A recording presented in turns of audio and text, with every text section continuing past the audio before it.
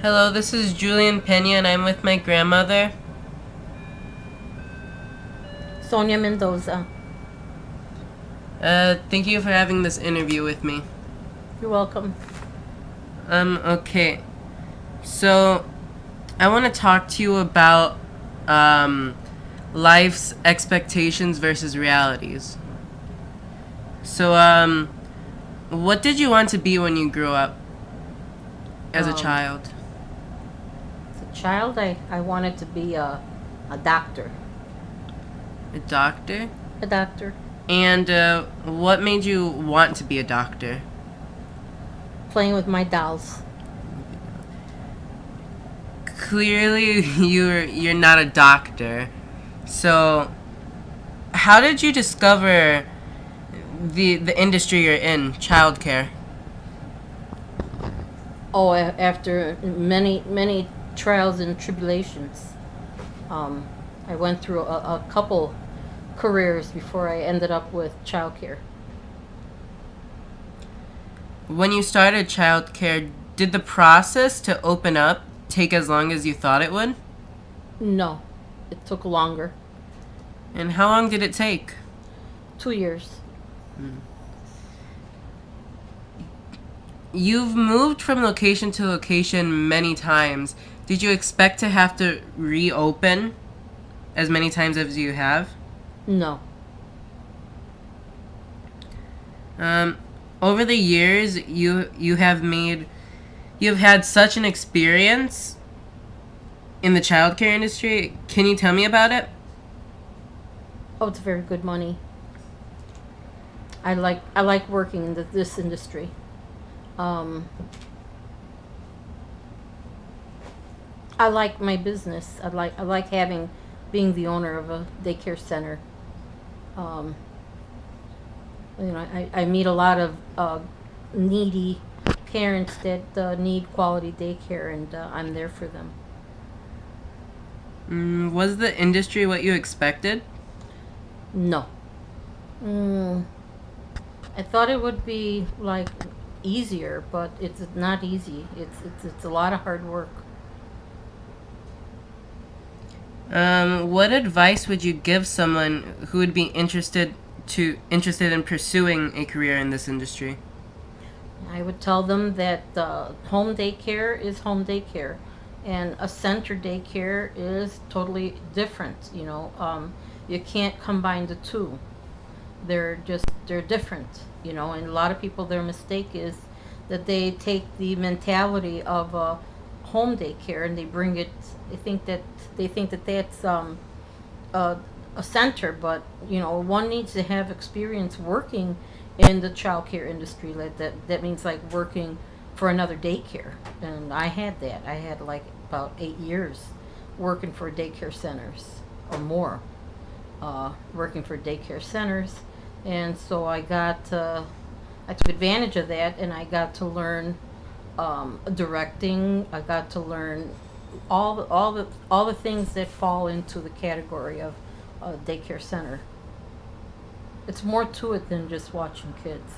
It's far more than that.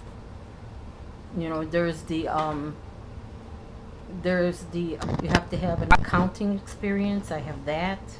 I used to work for a bank. I did all kinds of things. I was a banker. I was a construction worker. I was doing hair and nails at one point in my life. I did a lot of things. But I have to admit that daycare is number one. So you sound like you have a lot of experience. Since you're at an age where you have a lot of experience, can you tell me a little about your life in general? Is it different from what your younger self expected? Mm, yes, my mother used to always tell me that daycare was for me. And there was a lady that was always outside walking a bunch of children. And my mother would tell me, look at that lady, she's got five little penguins, five little, no, not penguins, five little chickens. Then she would have 10 chickens, and then she would have 14 little children, right? And So then my mother told me to go and figure out what the lady was doing, and that's how I was introduced to home daycare. So I had home daycare first for about 15 years, and I still have home daycare, and I have a center daycare. So yeah, it's a lot of work. Can you tell me the biggest lesson you've learned that your younger self would not have understood? Save money. Save your money. Don't spend it all. You have to think about tomorrow. What are you going to have tomorrow? What are you going to you need to save money. You know, you need to be what's the word I could use? You need to be focused on, you need to have a plan, and a plan in action, an action plan, that's what you call it. And if you don't have an action plan, then you're not gonna have anything. You have to have a plan, and you stick to your plan. That's why I'm at where I'm at right now. I had a plan, I did it, and I'm still doing it. I'm gonna open up another one.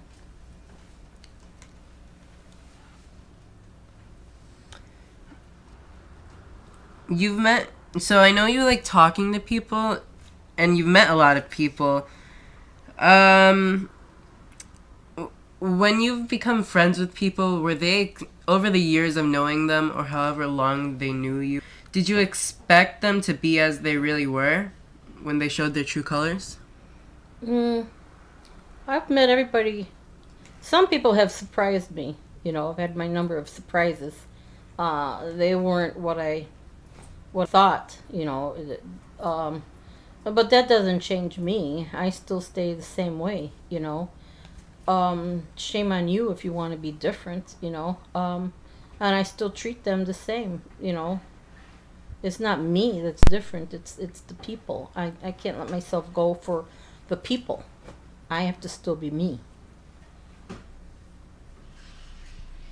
Okay, well, we've talked a lot about how life is not what you would expect. Knowing that life does not go as planned, what advice would you give me or any younger person? You keep going. Just because you fall down, you don't have time for failure in your life. Okay? You have to put it in your mind. You don't have time for failure, and failure is not an option. Okay? And it worked for me. You know, every time I would fall down, let me tell you, I would fall down flat on my face, you know, and cry and have my pity party. And I would just get back up and dust myself off and go again to plan A, you know, until I passed to plan B. And it just, you never give up, okay? You don't have time to give up, because time is money. Despite knowing that life may not go as you say it will, what do you think the future holds for you? The future holds everything that I want. I can have anything I desire. I can have anything I want.